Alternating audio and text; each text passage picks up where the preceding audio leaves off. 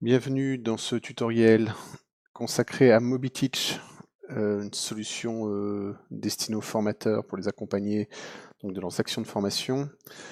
Je vous propose donc de découvrir l'interface. On va commencer par s'identifier. Donc déjà, première chose, il suffit de saisir l'URL du serveur MobiTeach donc dans un navigateur. Deux accès possibles, un accès participant et un accès animateur. On va se concentrer sur l'accès animateur. Voilà, donc avec un accès login mot de passe. Et ensuite, arriver donc sur l'interface de MobiTeach, donc dans la salle du formateur. Alors, chaque formateur dispose de sa propre salle. Donc ici, c'est la salle NGYGC, donc on verra qu'elle sera utilisée en référence pour les participants. Une interface relativement classique avec un menu latéral, un espace de travail, un menu contextuel. Je vous propose de découvrir le menu latéral. Alors, le menu qui peut être soit déplié ou éventuellement replié. Voilà, ça peut être utile lorsqu'on a besoin de gagner un petit peu d'espace. Différentes entrées dans le menu, donc un premier tableau de bord qui regroupe les informations essentielles du formateur. Une entrée bibliothèque dans lequel on va retrouver les dossiers, des dossiers regroupant des activités, voilà, qui peuvent être des supports de cours, des tests, des activités de type nuage de mots. On reverra tous ces points dans le détail par la suite. Une entrée participant dans laquelle on va retrouver la liste de tous les utilisateurs qui se sont au moins une fois connectés dans la salle ou qui ont été référencés. Donc ici, vous pouvez voir un petit indicateur pour vous, le chiffre 2, qui vous indique qu'il y a 2 utilisateurs actuellement connectés. Donc possibilité éventuellement de les filtrer avec cette icône.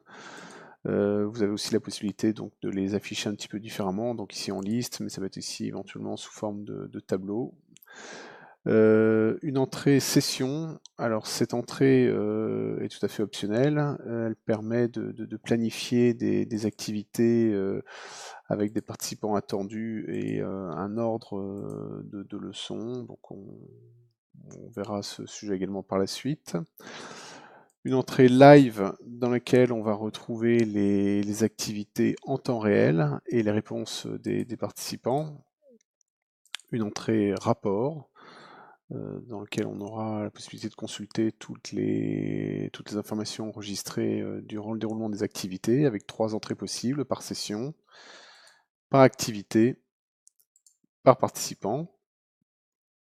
Et enfin, une entrée outils, dans lequel on va pouvoir régler les préférences de la salle, comme par exemple le niveau d'accès, est-ce qu'on souhaite une salle avec un accès simplifié, donc un accès public avec éventuellement la possibilité de créer l'utilisateur à la volée, ou au contraire un accès très sécurisé.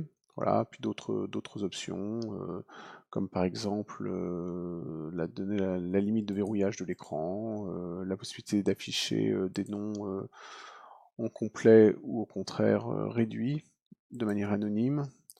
Voilà, possibilité d'activer ou pas le chat, de jouer avec les sessions ou pas.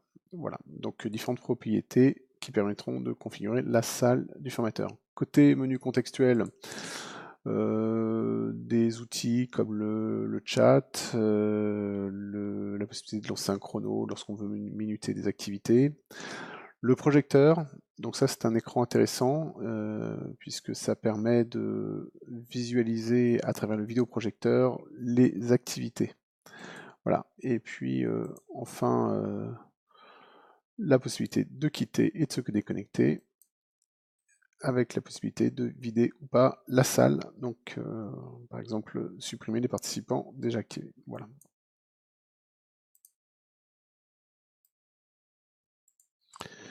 Alors je vous propose de poursuivre l'exploration de MobiTeach et de s'intéresser à la bibliothèque. Alors la bibliothèque est présente sous forme de dossiers. Il y a 2 niveaux donc, de bibliothèque. Il y a le niveau privé, et vous avez les bibliothèques partagées. Alors, je vais commencer à s'intéresser par la bibliothèque privée. Donc, il s'agit d'ouvrir un dossier. Ça se fait ici, donc possibilité de créer un dossier, puis un certain nombre d'activités. Je vais ouvrir par exemple le dossier informatique. Et dans le dossier informatique, je vais retrouver des activités. Et là, pareil, j'aurai la possibilité donc, de créer des activités de type quiz, nuage de mots, post-it, enquête, message, et ainsi de suite. Voilà. Alors, cette icône me permet de remonter d'un cran, donc dans la hiérarchie. Et je vais aussi obtenir la notion de bibliothèque partagée. Alors, les bibliothèques partagées, ce sont des dossiers dont je ne suis pas le propriétaire, dans lequel je vais retrouver un certain nombre d'activités.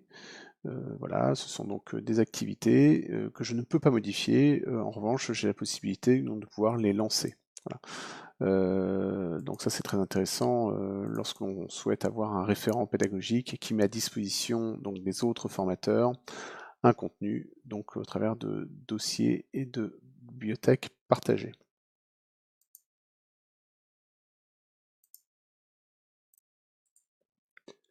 Alors je vous propose de voir comment il est possible d'importer un fichier PowerPoint.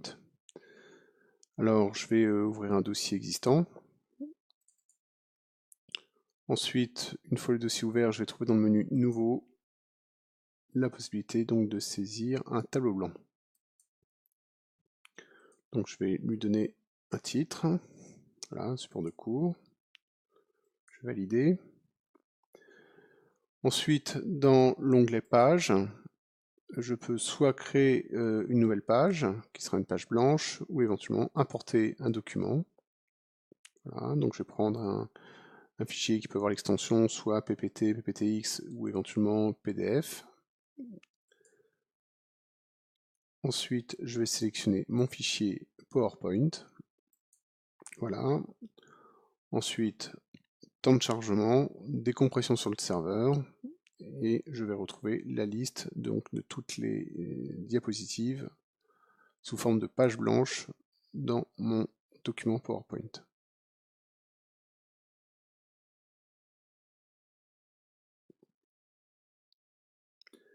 Voilà, donc là, une fois la décompression réalisée, je retrouve donc les 3 slides de mon document sous forme de page. Et j'ai également ensuite la possibilité d'éditer les pages, de éventuellement rajouter du texte, changer le titre, éventuellement une flèche ou une image. Voilà. Et ensuite, je sauvegarde mon document. Et alors, mon document se retrouvera ici et j'aurai la possibilité donc de le présenter à mes participants.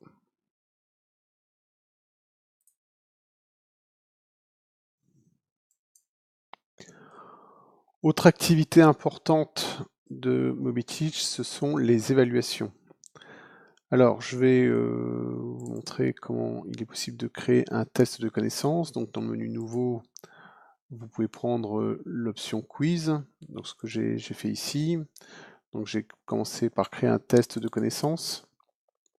2 onglets importants. Donc, le premier onglet quiz, qui présente l'ensemble des propriétés de votre questionnaire et la liste des questions qui composent votre questionnaire. Donc là, j'ai un exemple d'une seule question que l'on va éditer dans quelques secondes. Alors, concernant les options générales, l'option la plus importante est probablement celle-ci, l'option démarrage, où vous avez 2 options qui sont soit un quiz qui va être dirigé par le participant, soit un quiz dirigé par l'animateur. Alors, lorsque c'est l'animateur qui dirige le quiz, c'est-à-dire que c'est le formateur qui va, pour chacune des questions, choisir de passer à la question suivante et il aura la possibilité de débriefer le résultat des participants question par question. Alors que si le quiz est dirigé par le participant, les questions vont s'enchaîner les unes derrière les autres et le formateur ne pourra voir le résultat en temps réel et en temps final, mais ne pourra pas débriefer entre chaque question. Alors ça correspond en général à 2 situations très différentes. Dirigé par l'animateur, on est probablement donc dans des situations dites formatives. Hein, l'objectif c'est d'utiliser l'évaluation pour transmettre une connaissance. En revanche, dirigé par le participant, on sera plutôt dans des situations dites sommatives, et là on sera plus sur soit du test de positionnement ou du test de validation des connaissances. Alors je vous inviterai à faire le test. Pour ma part, je vais rester sur l'option dirigée par le participant. Les autres options sont la définition d'une note de passage, donc à partir de quel seuil peut-on considérer que l'utilisateur a réussi ou pas réussi son évaluation. L'ordre aléatoire, c'est les questions vont-elles se présenter dans le même ordre ou au contraire elles vont se mélanger. Alors cette option n'est disponible que lorsque vous avez pris l'option dirigée par le participant, puisque lorsque c'est dirigé par l'animateur, il n'y a pas de notion d'ordre aléatoire, puisque c'est l'animateur qui choisit les questions qu'il va afficher. Donc là, je vais prendre dirigé participant. Ensuite, va-t-on ou pas afficher un feedback?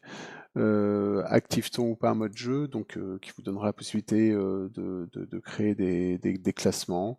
Puis ensuite d'autres options telles que si vous souhaitez ou pas afficher dans les résultats le détail du nom d'utilisateur ou rester sur quelque chose de très anonyme. Voilà. Donc, alors une fois ces options choisies, vous pouvez basculer sur l'onglet questions. Et là, vous avez donc la possibilité d'ajouter une question de type choix multiple, de type ordonnancement ou des phrases à trous. Vous avez également la possibilité d'importer vos questions. Donc, si vous sélectionnez l'option importer, vous avez ici un modèle Excel. Dans le cas présent, je vais créer moi ma question, tout simplement. Donc, je vais faire ajouter un choix multiple. Donc là, je vais vous donner donc le titre de la question, donc je sais pas, par exemple, quelle est la limite de vitesse sur une autoroute par temps, voilà, de pluie. Voilà, avec un point d'interrogation. Donc éventuellement, possibilité de définir un chrono limite pour répondre, définir si la question est obligatoire ou non, si l'utilisateur peut ou pas déposer un commentaire, la possibilité d'ajouter un média, présentation aléatoire ou non des propositions de réponse. Donc voilà, je vais définir quelques options, donc par exemple 100 km/h. Voilà, éventuellement 110 km/h.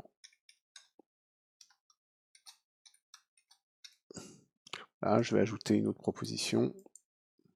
Allez, je vais rajouter 120 km/h. Et puis enfin une dernière, 130 km/h. Pour chacune des propositions, vous avez la possibilité de définir quelle est la réponse correcte. Donc je vais définir que c'est 110 km/h. Et éventuellement, j'ai la possibilité de rajouter un feedback, aussi bien correct lorsque l'utilisateur a correctement répondu, partiellement correct si la réponse est incomplète, ou feedback incorrect. Voilà, et je sauvegarde ma question. Voilà, et c'est comme ça que je retrouve donc la liste de mes questions. Alors vous pouvez définir l'ordre des questions en les glissant déposant, mais ça dépendra effectivement surtout de la façon dont vous allez lancer votre quiz.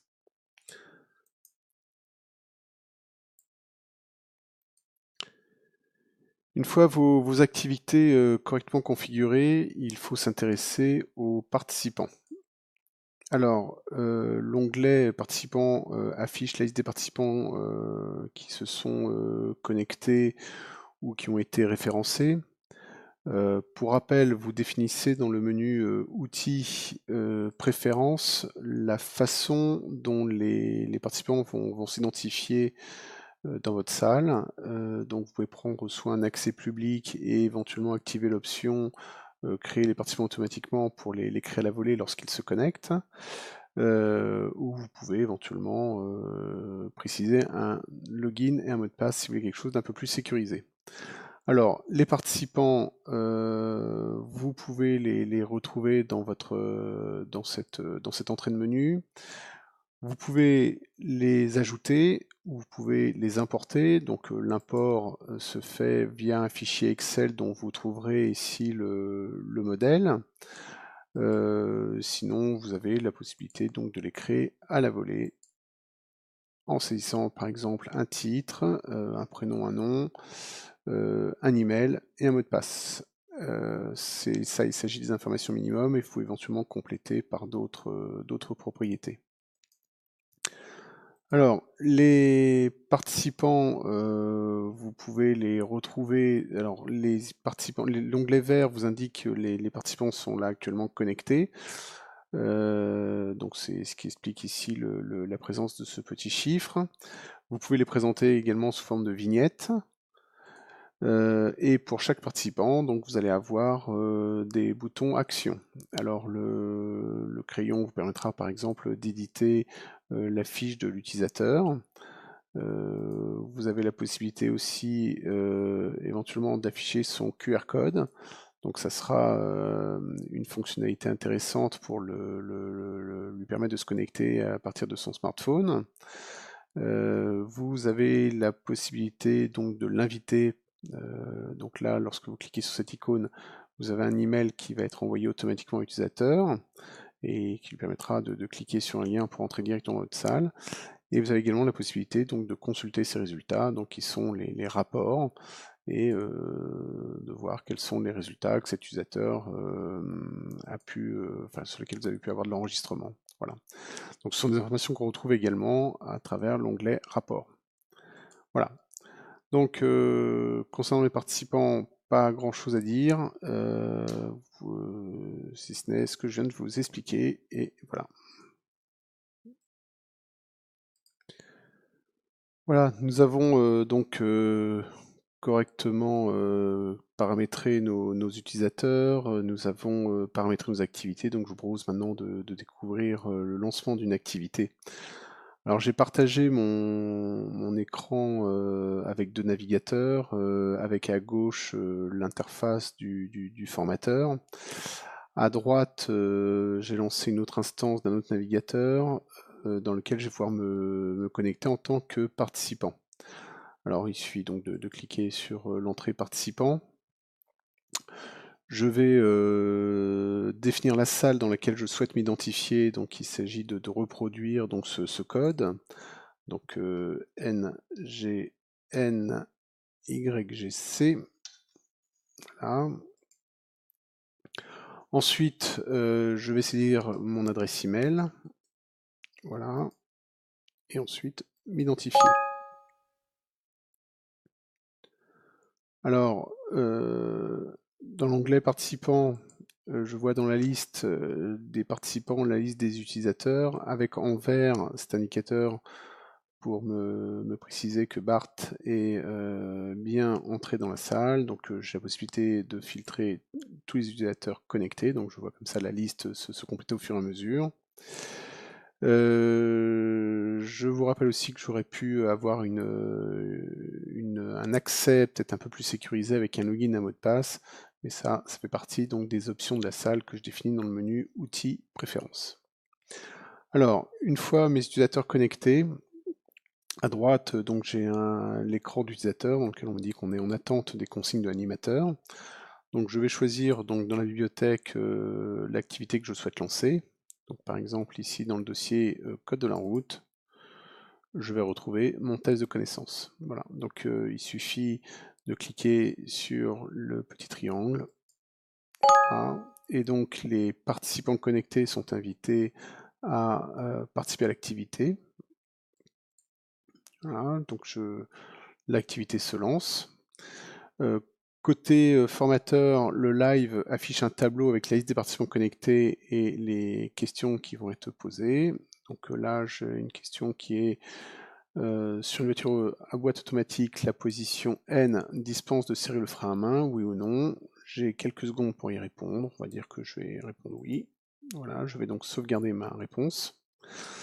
La réponse est envoyée, le feedback est affiché, et côté modérateur, j'ai la liste des réponses des utilisateurs. Ici, un petit carré rouge pour me dire que l'utilisateur s'est trompé sur cette question. Et donc, je passe à la question suivante. Alors, si je clique sur le numéro de la question, j'aurai le détail des répondants. Donc, Là, c'est les réponses proposées et la liste des participants et pour chacun d'eux, leurs réponses. Voilà, je clique sur le bouton tableau pour revenir à ma grille. Côté utilisateur, je poursuis donc mes questions. Donc, quelle est la limite de vitesse sur une autoroute partant en pluie? Disons que c'est 110 km/h. Je vais valider ma réponse. Donc là, le feedback reçu est correct et donc le tableau est correctement renseigné. L'activité est terminée pour le participant.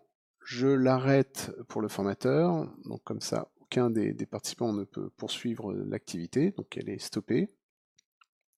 Et tous les résultats sont enregistrés. Alors, on peut les retrouver de deux façons, soit en cliquant sur l'onglet participants, et pour chacun des utilisateurs, j'ai la possibilité de cliquer sur cette icône, donc qui est l'icône rapport, soit de cliquer sur l'icône, sur l'entrée rapport, et de retrouver soit pour l'activité, soit par le participant, les réponses de l'utilisateur. Donc je vais m'intéresser au participant, je clique sur son icône rapport, je vois la liste de toutes les actions enregistrées pour cet utilisateur et je peux par exemple cliquer sur le test de connaissance qui a été lancé le 4 mars à 16h38.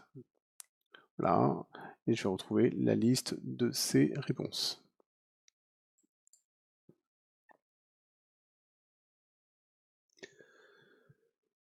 Pour compléter ce tuto, je voudrais vous montrer quelques petites fonctionnalités additionnelles. Je vais peut-être commencer par le chat. Donc dans le menu contextuel de l'animateur, vous avez une option qui s'appelle Live Chat, qui va afficher un message sur une boîte de dialogue que l'animateur a la possibilité d'activer le chat. Alors lorsque le chat est activé, les participants voient une petite icône en bas à droite apparaître. Donc c'est le petit bouton jaune. Ce qui leur permet de cliquer sur cette icône pour lancer une conversation. Donc l'utilisateur va pouvoir saisir un petit message, décider de l'envoyer, et ce message sera visible pour l'ensemble des participants ainsi que pour l'animateur. L'animateur pourra également lui répondre au message et le partager. Voilà. Donc c'est comme ça qu'il est possible de créer un petit chat entre utilisateurs. Et il suffit donc de cliquer sur cette icône pour fermer le chat. Et le chat va être fermé pour l'ensemble des participants. Donc voilà, c'est une première petite fonction qui peut s'avérer utile. Une deuxième petite fonction est celle de l'émargement. On n'a pas parlé de sessions, où on l'a rapidement évoqué le sujet. Donc les sessions, c'est la possibilité donc de planifier des activités dans le temps et d'inviter donc des participants. Donc là, une session a été créée, je vais l'éditer. Pour cette session, je retrouve des propriétés telles que le titre, la description, voilà, et un certain nombre d'informations. Les leçons sont un ensemble d'activités dans lesquelles que je vais pouvoir lancer dans un ordre prédéfini. Les participants constituent la liste des participants attendus. Voilà, donc je retrouve après les mêmes fonctions que sur la liste participants. L'émargement, c'est la possibilité donc de faire signer une feuille de présence. Alors là, il y a deux possibilités. Soit les utilisateurs sont connectés et il y a possibilité donc de lancer l'activité émargement. Et chaque utilisateur a la possibilité sur son écran de pouvoir se signer lui-même. Donc là, par exemple, je vais saisir et sauvegarder la signature que je vais retrouver donc sur la fiche de l'utilisateur. J'ai également la possibilité de faire signer directement l'utilisateur sur mon écran. Voilà. Donc ce